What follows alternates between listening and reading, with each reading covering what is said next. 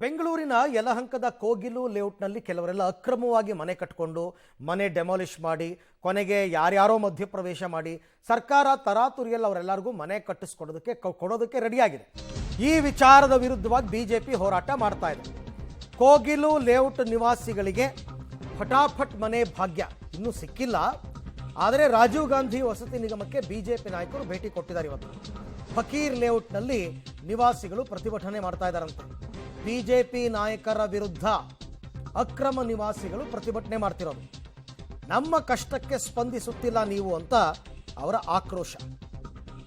ನಮ್ಮ ಕಷ್ಟಕ್ಕೆ ಸ್ಪಂದಿಸುತ್ತಿಲ್ಲ, ಜೊತೆಗೆ ಅವರು ಬಾಂಗ್ಲಾದೇಶದವರು, ಅವರು ಪಾಕಿಸ್ತಾನದವರು ಅಂತ ಬಿಜೆಪಿಯವರು ಎಲ್ಲ ಕಡೆ ಹೇಳ್ಕೊಂಡ್ಬರ್ತಾ ಇದ್ದಾರಲ್ಲ, ನಮಗೆ ಅನಾನುಕೂಲ ಮಾಡಿಕೊಡ್ತಾ ಇದ್ದಾರೆ. ಹಿಂಗೆ ಹೇಳೋದ್ರ ಮುಖಾಂತರ ಸರ್ಕಾರ ಮನೆ ಕೊಡಕ್ಕೆ ರೆಡಿಯಾಗಿದ್ದರು, ಬಿಜೆಪಿಯವರು ಬಿಡ್ತಾ ಇಲ್ಲ ಅಂತ ಫಕೀರ್ ಲೇಔಟ್ನಲ್ಲಿ ಇವತ್ತು ಅಲ್ಲಿದ್ದವರೆಲ್ಲ ಸ್ವಲ್ಪ ಪ್ರೊಟೆಸ್ಟ್ ಎಲ್ಲ ಮಾಡಿದಾರಂತೆ.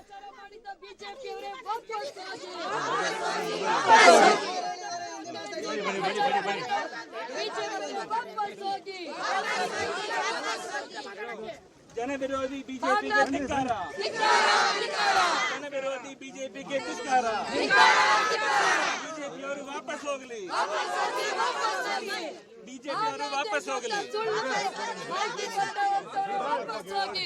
ಸರ್, ಬಾಂಗ್ಲಾದೇಶ ಅಂತೇಳಿ ಇವತ್ತು ಬಂದವರಲ್ಲ ಸರ್. ಈಗ ಬಾಂಗ್ಲಾದೇಶದವರು ನೋಡಿ, ಸತ್ಯಶೋಧನಾ ಸಮಿತಿ ಮೊದಲು ಬಂದಿಲ್ಲ, ಎಂಕ್ವೈರಿ ಮಾಡಿಕೊಂಡು ಎಂಕ್ವೈರಿ ಮಾಡಿಬಿಟ್ಟು ಬಾಂಗ್ಲಾದೇಶದವರು ಇಲ್ಲಿ ಬಾಂಬ್ ಹಾಕೋರವ್ರೆ ಅಂತ ಹೇಳಿ ಹೋಗಿ ನೀವೆಲ್ಲ ಸುದ್ದಿ ಮಾಡಿ ಕಳ್ಳರನ್ನು ಮಾಡಿಬಿಟ್ಟು ಇವತ್ತು ಬಂದು ನಮಗೆ ಈ ಬಗ್ಗೆ ಮತ್ತಷ್ಟು ಮಾಹಿತಿ ನನ್ನ ಕೊಲೀಗ್ ಮಾದೇಶ್ ಅವರಿಂದ ಪಡ್ಕೊಳ್ಳೋಣ.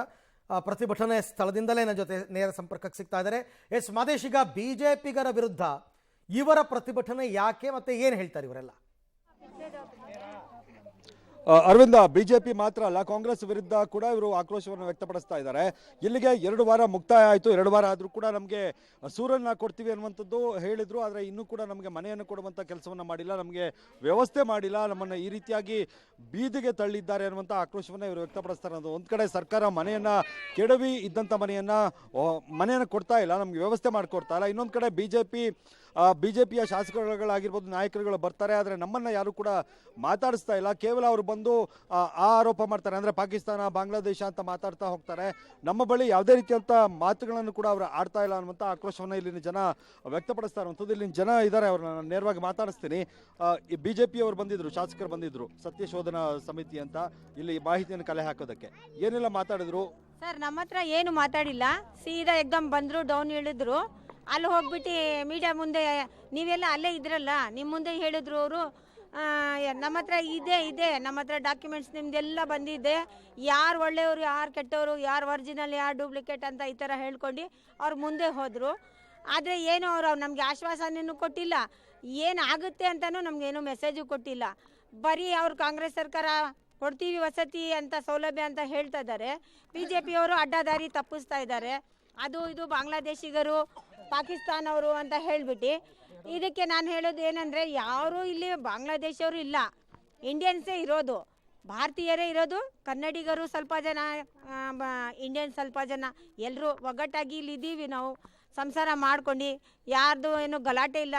ಈ ಏರಿಯಾದ ಒಳಗೆ ಯಾವುದೂ ಒಂದು ಕಂಪ್ಲೇಂಟ್ ಹೋಗಿಲ್ಲ ಸ್ಟೇಷನ್ಗೆ. ರಿಕಾರ್ಡ್ಸ್ ಎಲ್ಲ ನೋಡ್ಕೊಳ್ಳಿ, ಎಲ್ಲರೂ ಒಳ್ಳೆಯವರಾಗಿ ಅಣ್ಣ ತಮ್ಮದಿರ್ದು ಅಕ್ಕ ತಂಗಿಯರ ಥರ ಇರೋದು. ಆದರೆ ಮತ್ತೆ ನಾನು ಇದು ತೋರ್ಸೋಕ್ಕೆ ಬಯಸ್ತೀನಿ ಏನಂದರೆ, ನೋಡಿ ಇವರು ಏನೋ ಡೆಮಾಲಿಷನ್ ಮಾಡಿ ಹೋಗ್ಬಿಟ್ರು, ನಮಗೆ ವಸತಿನೂ ಸೌಲಭ್ಯ ಸಿಗಿಲ್ಲ. ಆದರೆ ಇರೋಕ್ಕೂ ನಮಗೆ ಸರಿಯಾಗಿ ಜಾಗ ಇಲ್ಲ, ವ್ಯವಸ್ಥೆ ಇಲ್ಲ, ಬಾತ್ರೂಮ್ದಿರಲಿ ಬೇರೆ ನೀರು ಎಲ್ಲ ಪ್ರಾಬ್ಲಮೇ ಇರೋದು.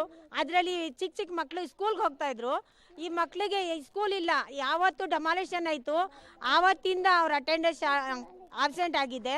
ಮತ್ತು ಈ ಮಕ್ಕಳು ಸ್ಕೂಲ್ಗೆ ಹೋಗೋಕ್ಕೆ ಯೂನಿಫಾರ್ಮ್ಸ್ ಇಲ್ಲ, ಅವ್ರದ್ದು ಶೂಸು ಬುಕ್ಸು ಏನೂ ಇಲ್ಲ. ಪ್ರತಿಭಟನೆ ಮಾಡಿದ್ದು ಉದ್ದೇಶ ಏನು? ಗೋಷ್ಠಿಗೆ ಹೋಗ್ತಾ ಇದ್ದಾರೆ ಏನಕ್ಕೆ ನೋಡಿ ಸರ್, ವಿಶ್ವನಾಥ್ ಸರ್ ಬಂದಿದ್ದರು, ಅವ್ರು MLA, ಅವ್ರ ಅಧಿಕಾರ, ಅವರು ಬಂದ್ರಲ್ಲ, ಜನಕ್ಕೆ ಕೇಳ್ತಾರೆ. ಅವರು ಜನಕ್ಕೆ ಏನು ಕೇಳ್ತಾರೆ? ಬರೀ ಆಧಾರ್ ಕಾರ್ಡು. ಇನ್ನು ಇಲ್ಲವ್ರ ನಾವು ಸೆಟ್ಲೈಟಲ್ಲಿ ಎಲ್ಲ ಕಾಣ್ತಾ ಇದೆ, ಅದಿದೆ, ಹೌದು ಸೆಟ್ಲೈಟ್ ಇದೆ, ಎಲ್ಲ ಕಾಣುತ್ತೆ. ಆದಮೇಲೆ ನೀವು ರೂಪಾಯಿ ಮಾಡಿ ಇಲ್ಲ ಅಂತ ಹೇಳ್ತಲ್ಲ ನಾವು. ನೀವು ವಸೀಮು ಇನ್ನೂ 4-5 ಜನ ಹೆಸರು ಹೇಳ್ತಾರಲ್ಲ ಅರೆಸ್ಟ್ ಮಾಡಿ ಅಂತ. ಜನಕ್ಕೆ ಕೇಳಬೇಕಾಯ್ತು, ಏನಮ್ಮ ನೀವು ವಸೀಮ್ಗೆ ಕಾಸು ಕೊಟ್ಟಿದ್ದೀರಾ, ಏನೋ ವಸೀಮ್ ಕಾಸು ತೊಗೊಳ್ಳೋ ಅಂತ ಕೇಳಿಲ್ಲ. ಅವ್ರು ಬರೀ ಮೀಡಿಯಾ ನಿಲ್ಸ್ಕೊಂಡ್ಬಿಟ್ಟು, ಪೂರ್ತಿ ಮೀಡಿಯಾ ಇದ್ದರು, ಎಲ್ಲ ಮೀಡಿಯಾ ಚಾನಲ್ ಇದ್ರಲ್ಲ, ಎಲ್ಲರ ಮುಂದೆ ಹೇಳ್ಬಿಟ್ಟು ಹೋಗ್ಬಿಟ್ರು. ಏನಂತ ಅವ್ರಿಗೆ ಮಾಡಿದ್ದು, ಅವರು ಕೊರೋನಾ ಟೈಮಾಗ ಬಡವ್ರಿಗೆ ಎಷ್ಟು ಸಹಾಯ ಮಾಡೋದಿದೆ ಅದು ಜನಕ್ಕೆ ಗೊತ್ತು. ಓಕೆ, ಇದು ಅರವಿಂದ ಇಲ್ಲಿನ ಜನ ಹೇಳ್ತಾ ಇರುವಂಥದ್ದು. ಅಂದ್ರೆ ಕಾಂಗ್ರೆಸ್ ಅವರು ಇದ್ದ ಮನೆಯನ್ನ ಕೆಡವೆ ಹಾಕಿದ್ರು, ನಂತರ ವಸತಿಯನ್ನ ಕಲ್ಪಿಸಿಲ್ಲ. ಇನ್ನು ಬಿಜೆಪಿ ಅವರು ಬರ್ತಾರೆ ಹೋಗ್ತಾರೆ, ಆದ್ರೆ ಅವರು ಅದನ್ನು ತಪ್ಪಿಸುವಂತ ಪ್ರಯತ್ನವನ್ನ ಮಾಡ್ತಾ ಇದ್ದಾರೆ. ಇಲ್ಲಿ ಯಾರು ನಾವು ಬದುಕ್ತಾ ಇರುವಂತ ಜಾಗದಲ್ಲಿ ಯಾರು ಕೂಡ ಪಾಕಿಸ್ತಾನದವರಾಗ್ಲಿ ಬಾಂಗ್ಲಾದೇಶದವರಾಗ್ಲಿ ಇರಲಿಲ್ಲ. ಆದ್ರೆ ಬೇರೆ ಬೇರೆ ರಾಜ್ಯಗಳದವರು ಇದ್ರು, ಆದ್ರೆ ಪಾಕಿಸ್ತಾನ ಬಾಂಗ್ಲಾದೇಶದ ಅನ್ನುವಂಥವ್ರು ಯಾರು ಕೂಡ ಇರಲಿಲ್ಲ.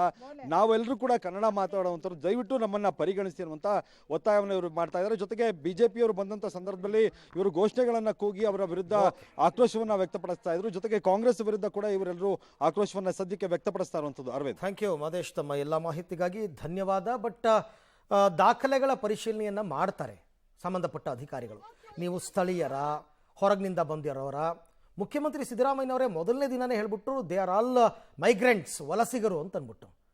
ಸೊ ಅವ್ರನ್ನೂ ಕೇಳಿ, ಹಾಗಾದರೆ ಬಿ ಜೆ ಪಿಯವರು ತಪ್ಪಿದ್ರೆ ಅವ್ರನ್ನೂ ಪ್ರಶ್ನೆ ಮಾಡಿ, ಕಾಂಗ್ರೆಸ್ನವ್ರನ್ನೂ ಪ್ರಶ್ನೆ ಮಾಡಿ. ಯಾಕೆ ಅಂತಂದರೆ ನಿಮಗೆ ಅನ್ಯಾಯ ಆಗಿದೆ ಅನ್ನೋದೇ ಆದರೆ ಅದಕ್ಕೆ ಸರ್ಕಾರ ನಿಮಗೆ ವಸತಿಯನ್ನು ಒದಗಿಸ್ಕೊಡ್ಬೇಕು. ಇಲ್ಲ ಅಂದರೆ ಇಲ್ಲ, ಇಷ್ಟೇ ವಿಚಾರ. ರಾಜಕೀಯ ಮಾಡ್ತಾರೆ ಎಲ್ಲರೂ ಕೂಡ.